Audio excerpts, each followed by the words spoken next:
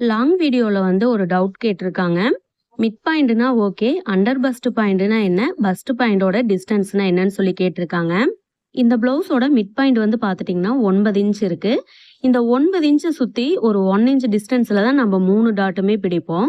Mid பாயிண்ட்லேருந்து 1 inch டிஸ்டன்ஸ்ல நம்ம டாட் பிடிக்கிறோம் இல்லைங்களா? இப்ப அந்த 3 இன்ச் இருக்கு அப்படின்னா, அந்த 3 இன்ச் தான் வந்து பார்த்துட்டீங்கன்னா அண்டர் பஸ்ட் பாயிண்ட்ன்னு சொல்லுவோம். டாட் பிடிக்கிற பாயிண்ட் வந்து கிடையாது. அந்த ஸ்ட்ரெய்ட்டா லைன் இருக்கு பார்த்தீங்களா? அதுதான் அண்டர் பஸ்ட் பாயிண்ட். நெக்ஸ்ட் வந்து பார்த்துட்டீங்கன்னா, பஸ்ட் பாயிண்டோட டிஸ்டன்ஸ்.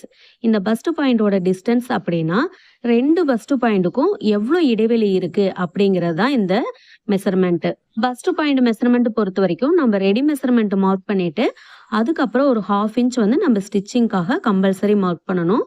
அப்பதான் அந்த கரெக்ட்டான ஷேப் வந்து ப்ளவுஸ்க்கு கிடைக்கும். டெய்லரிங்ல ஒரு சின்ன சின்ன விஷயங்களுக்கு மீனிங் என்ன அப்படிங்கிறத நம்ம தெரிஞ்சு வச்சுக்கிட்டோம்னா ரொம்ப ஈஸியா இருக்கும்.